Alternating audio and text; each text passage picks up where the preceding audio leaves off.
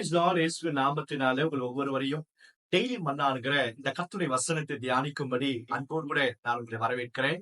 இன்றைக்கு பரிசுத்த ஆவியானவர் உங்களோடு கூட பேசுவார். நீங்க எந்த இடத்துல இருந்தாலும், எந்த சூழ்நிலையில இருந்தாலும், கர்த்தருடைய ஆவியான அவருடைய வார்த்தை வசனம் நிச்சயமாய் சூழ்நிலைகளை மாற்றும். இன்றைக்கு கர்த்தருடைய வசனத்தை அப்போஸ்தலர் நடபடிகள் 4வது அதிகாரம் 35வது வசனத்தை வாசித்து தியானிப்போம். அப்போஸ்தலருடைய பாதத்துல வைத்தார்கள். அவனவனுக்கு தேவையானதற்கு தக்கதாய் பகிர்ந்து கொடுக்கப்பட்டது. அவர்களில் ஒருவனுக்கும் ஒன்றும் குறைவாய் இருந்ததில்லை. ஒன்றும் குறைவாய் இருந்தது இல்லை.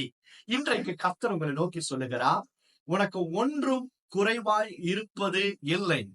எல்லா நன்மையான காரியங்களையும் உங்கள் தேவைகளையும் கர்த்தர் உங்க பாதத்தின் அண்டையில கொண்டு வருவார். வேதத்தில் எழுதப்பட்டிருக்கு, சிங்கக்குட்டி கூட தாழ்ச்சி அடைந்து பட்டினியா கிடக்குமா. ஆனா கர்த்தரை தேடுகிற பிள்ளைகளுக்கு ஆண்டவர் சொல்லுகிறார், ஒரு நன்மையும் குறைவு படவே படாது. புதிய ஏற்பாட்டுல வாசிக்கிறோம் பாருங்க, வேதத்தில் எழுதப்பட்டிருக்கிறது, கிறிஸ்துவுக்குள் குறைவைகள் எல்லாம் நிறைவாக்குவாராம். அல்லேலூயா. ஆண்டவர் சொல்லுகிறார், உனக்கு ஒரு நன்மையும் குறைவா இருப்பதில்லை. அப்போஸ்தலர் காலத்துல அப்போஸ்தலர் யாரும் வேலைக்கு போகல. அவங்க எல்லாம் பாத்தீங்கன்னா சுவிசேஷத்தை அறிவிக்கிற வேலையில இருந்தாங்க. அவங்களுக்கு ஒன்றும் எந்த பணமோ எந்த பொருளோ தேவையோ அவங்களுக்கு குறைவா இருந்ததே கிடையாது. ஏன் அப்படின்னா, இதே அதிகாரத்துல 31ஆம் வசனத்துல நீங்க பாத்தீங்க அப்படின்னா, அவர்கள் எல்லாரும் பரிசுத்த ஆவியினால் நிரப்பப்பட்டு தேவ வசனத்தை தைரியமாய் சொன்னார்களாம். அப்ப என்ன செஞ்சாங்க அப்படின்னா, அவங்க ஜெபம் பண்ணினாங்க. பரிசுத்த ஆவியினாலே நிரப்பப்பட்டு தைரியமாக தேவனுடைய வசனத்தை பேசினார்கள். சுவிசேஷத்தை அறிவித்தாங்க.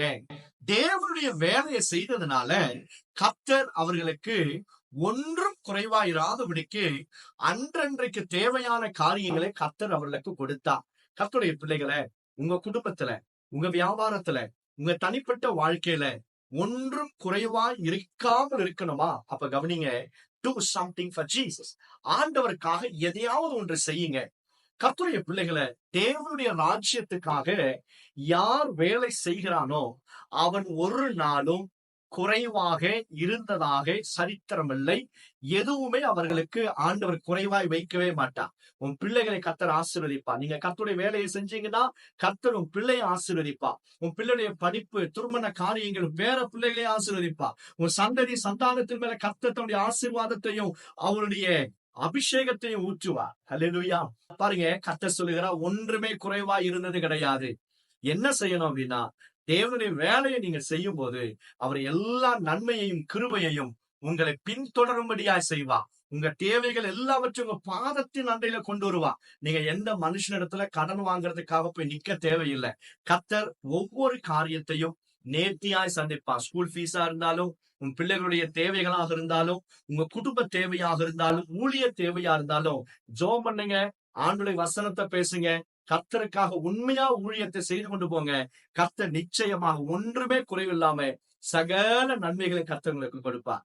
ஜெபம் பண்ணாமா? பரலோக பிதாவே, இன்றைக்கு யாரெல்லாம் தேவைகளோடு இருக்கிறாங்களோ, பிளஸ் மூலம் அவங்க தேவைகளை நிறைவாய் சந்தித்து குறைவுகள் எல்லாம் மாற்றுங்க.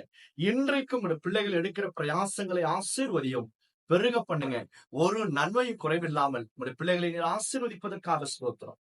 இயேசுவின் நாமத்தினாலே ஜெபிக்கிறோம் பிதாவே. ஆமென். ஆமென். God bless you all.